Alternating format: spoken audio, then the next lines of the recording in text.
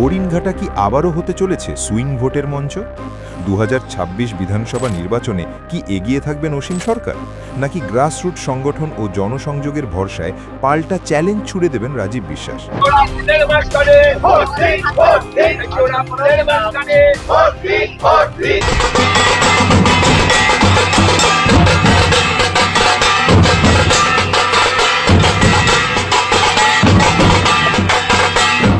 কবিগানের মঞ্চ থেকে উঠে আসা অসীম সরকারের ব্যক্তিগত জনপ্রিয়তা কি আবারও ভোটে প্রভাব ফেলবে, নাকি তৃণমূলের সংগঠন ও সরকারি প্রকল্প এই সমীকরণ বদলে দেবে? স্থানীয় উন্নয়ন, গ্রামে নিশু আর ভোটারদের মুড কোন ফ্যাক্টর নির্ধারণ করবে শেষ ফল? হরিণঘাটা কি আবারও 50-50 লড়াইয়ের দিকে এগোচ্ছে, নাকি শেষ মুহূর্তে বদলে যাবে পুরো খেলার ছবি? বিশেষজ্ঞদের মতে হরিণঘাটা বিধানসভা কেন্দ্রে 2026-এর লড়াইটা দাঁড়াচ্ছে একেবারে সরাসরি রাজীব বিশ্বাস বনাম অসীম সরকার।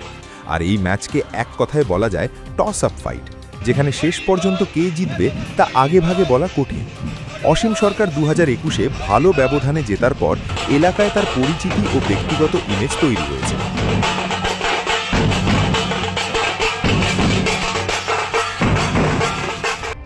পাশাপাশি বিজেপির ভোট ব্যাঙ্কও এখানে এখনও শক্ত অবস্থানে রয়েছে, যা তাকে স্বাভাবিকভাবেই এগিয়ে রাখে। অন্যদিকে রাজীব বিশ্বাস তৃণমূলের তরফে একটি শক্তিশালী চ্যালেঞ্জ। গ্রাসরুট সংগঠন, দলীয় কাঠামো এবং সরকারি প্রকল্পের প্রভাব, এই তিনটি ফ্যাক্টর তার বড় ভরসা। বিশেষ করে গ্রামীণ ও মহিলা ভোট ব্যাঙ্কে তৃণমূলের উপস্থিতি এই লড়াইকে সমান জায়গায় এনে দিয়েছে। তবে এখানে অন্যান্য দলও বিশেষ ভূমিকা রাখে। ভোট কাটারের ভূমিকায় ভালো মতোই দেখা যাবে তাদের। হরিণঘাটা বিধানসভা কেন্দ্রে এবারে সিপিআইএমের প্রার্থী স্বপন সরকার ও কংগ্রেসের হিমন্তী দাস। এবারে হরিণঘাটা বিধানসভা কেন্দ্রে একেবারে হালকাভাবে নেওয়ার মতো নয় বলে মনে করছেন বিশেষজ্ঞ মহল। আমি এখানকার ভূমিপুত্র হরিণঘাটার, আর দুজন আছে তারা বহিরাগত। ওরা বসন্তের কোকিলের মতন আসবে, ইলেকশন আসলে আবার চলে যাবে, ওদেরকে খুঁজে পাওয়া যাবে না। সেই জন্য আমরা ভূমিপুত্রকে চাই, সেই জন্য মানুষ আমাকেই চাইছে। দেখা গেছে অসীম সরকার তিনি একটা অভিযোগ করছেন, প্রার্থী হিসাবে বিজেপি প্রার্থী হিসাবে অভিযোগ করছেন, বা তৃণমূল প্রার্থী রাজীব বিশ্বাসের নামের অভিযোগ করছেন 5 থেকে 6 জায়গায় তার বাবা মার ভোটার কার্ড বাংলাদেশি এদেশি রাজীব বিশ্বাস, সেই নিয়ে কি বলবেন? না, সেটা নিয়ে তো বলবোই। তার আগে আমি অসীম সরকারকেই বলবো, উনি 5 বছর এখানকার এমএলএ, 5 বছর জেতার পরে মানুষের সঙ্গে কোনো যোগাযোগ নেই, সংযোগ নেই। এত ঝড় ঝাপটা বর্ষায় মানুষের পাশে নেই। ইলেকশন এসছেন, আবার এসছেন। বিজেপির বড় একটা অংশ তারা অসীম সরকারের সঙ্গে নেই। 1, 2 উনি যার বিরুদ্ধে বলছেন যে ওনার পরিচয়পত্র ভুয়ো, জাল সার্টিফিকেট, যদি সত্যি সত্যি হয়, কেন উনি নির্বাচন কমিশনের দ্বারস্থ হননি এবং সেখানে কেন নির্বাচন কমিশনের কাছে তার ক্লেম করা হয়নি? শুধু মিডিয়ার সামনে বলছেন এবং বাইরে কয়েকজনের সঙ্গে বলছেন। অথচ কোর্টে যাওয়ার কথা বললে, আমি বলেছিলাম এর আগে, অনেক মিডিয়াকেও বলেছিলাম যে আপনি কোর্টে যান, আপনার সঙ্গে আছি, যদি সত্যি সত্যি আপনার কাছে প্রমাণপত্র থেকে থাকে কোর্টে যান, আপনাকে স্বাগত। কিন্তু উনি কোর্টে যাচ্ছেন না কেন? হরিণঘাটা বিধানসভা কেন্দ্রে 2026 সালের ভোটে অসীম সরকার শক্তিশালী প্রার্থী। প্রথমত তিনি বর্তমান বিধায়ক।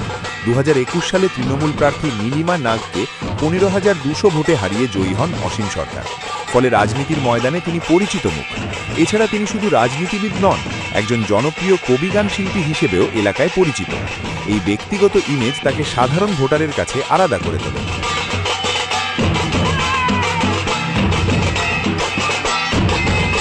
তবে তার শক্তির পাশাপাশি কিছু দুর্বলতাও রয়েছে।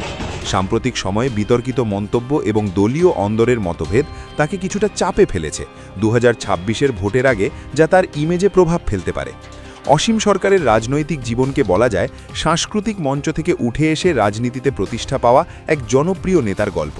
তবে কখনো মতুয়াদের নিয়ে, তো কখনো উদ্ভাস্তু বা কখনো নাগরিকত্বের হয়ে সওয়াল করে বিতর্কে নাম জড়িয়েছিলেন কবিয়াল বিজেপি বিধায়ক অসীম সরকার।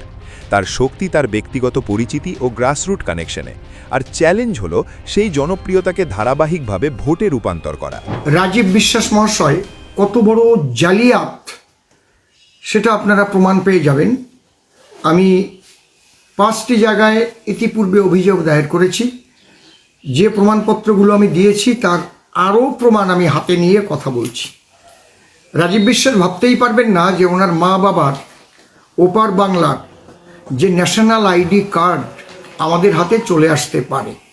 এই দেখুন, আমি বলেছিলাম যে রাজীব বিশ্বাস নয়, ওনারা কর্মকার টাইটেল, এবং ওনার বাবার নাম ওপার বাংলায় দেবেন কর্মকার, ওনার ঠাকুরদাদার নাম ওপার বাংলায় মহেন্দ্রনাথ কর্মকার।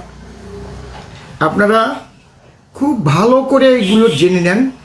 এবং দেবেন্দ্রনাথ কর্মকারের মায়ের নাম হচ্ছে ওপার বাংলায় মাণিক্য কর্মকার, বাবার নাম মহেন্দ্রনাথ কর্মকার, যার মায়ের নাম মাণিক্য কর্মকার। সেই ব্যক্তি এখানে বগুলাতে এসে কি হয়ে গেলেন? দেবেন্দ্রনাথ বিশ্বাস, বাবার নাম বিপদভঞ্জন বিশ্বাস, মায়ের নাম ননিবালা বিশ্বাস হয়ে গেল। আর তাদেরই সমস্ত এসসি কার্ডের জেরক্স নিয়ে বংশতালিকা তৈরি করে জালিয়াত রাজীব বিশ্বাস তিনি এসসি কার্ড করলেন। এবং এই এসআইআরে ওই 2002 সালে বিপদভঞ্জন বিশ্বাসের পরিবারের সমস্ত নাম আছে বিধায় তার ঠাকুরদাদার সঙ্গে ম্যাপিং করে, বাবার সঙ্গে ম্যাপিং করে নিজেও ভারতের নাগরিকত্বটা পাকা করে নিলেন। এবারে হরিণঘাটা বিধানসভা কেন্দ্রে তৃণমূল প্রার্থী রাজীব বিশ্বাস। পেশায় তিনি একজন চিকিৎসক। নির্বাচনের প্রচারে বেরিয়ে তিনি শুধু জনসভাই করছেন না, বরং সাধারণ মানুষের চিকিৎসা পরিষেবা দিয়েও নজর কেড়েছেন। গত 1 এপ্রিল নগর উখড়া অঞ্চলে নির্বাচনী প্রচারের মঞ্চে বসেই তিনি অসুস্থ রোগীদের পরীক্ষা করেন এবং প্রেসক্রিপশন লিখে দেন, যা সামাজিক যোগাযোগ মাধ্যমে বেশ জনপ্রিয় হয়। তিনি মূলত একজন চিকিৎসক হিসেবে পরিচিত। 10 বছর আমি প্রচুর পরিমাণে মেডিকেল ক্যাম্প করেছি। সে আমফানের পরে সুন্দরবন হোক, তারপর বিভিন্ন জায়গায় হোক, এবং সেবাশ্রয়ের মতো মেডিকেল ক্যাম্পও আমি করেছি। ঠিক আছে, যেখানে মানুষের মানুষের, যেটা ডায়মন্ড হারবারে আপনারা জানেন, মাননীয় সাংসদ শ্রী অভিষেক বন্দ্যোপাধ্যায় সেবাশ্রয় করেছিলেন ওখানে। তো সেখানে আমি সেবাশ্রয় ক্যাম্পেও আমি মেডিকেল পরিষেবা দিয়েছি মানুষকে। এটা আমার ভালো লাগে। আপনার বিধানসভা দেখা গেছে, আপনি যে এখানে প্রার্থী হয়েছেন, আপনার বিধানসভা সেখানে খুব গরিব ধরনের মানুষ, মধ্যবিত্ত মানুষ রয়েছেন, তারা ঠিক মতন চিকিৎসা করাতে পারেন না। আপনি কি তাদের পাশে দাঁড়াবেন? একদম, 4th মের পরে আমাদের দিদির যেমন 10টি প্রতিজ্ঞার মধ্যে একটা আছে দুয়ারে চিকিৎসা পরিষেবা এবং সেবাশ্রয় ক্যাম্প পুরো হরিণঘাটার প্রতিটা কোণে পৌঁছে যাবে। এই বিষয়ে আমি নিজে কথা দিচ্ছি, কারণ আমি নিজে ডক্টর।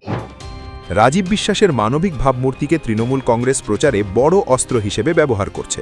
বিশেষ করে মানুষের সেবায় ডাক্তার, এই বার্তাটি হরিণঘাটার ভোটারদের কাছে পৌঁছে দিতে চাইছে শাসক দল। একদিকে অসীম সরকারের বিরুদ্ধে একেবারে অন্য পেশা থেকে উঠে আসা রাজীব বিশ্বাসকে প্রার্থী হিসেবে বেছে নিল তৃণমূল। বিশেষ করে তার ক্লিন ইমেজকে কাজে লাগাতে চাইছে শাসক দল। হরিণঘাটা একটি সুইং সিট, এখানে ভোটাররা শেষ মুহূর্তে সিদ্ধান্ত বদলাতে পারেন, ফলে কোনো পক্ষই পুরোপুরি নিরাপদ নয়। নদিয়া থেকে বিশ্বজিৎ দেবনাথের রিপোর্ট, আর প্লাস নিউজ।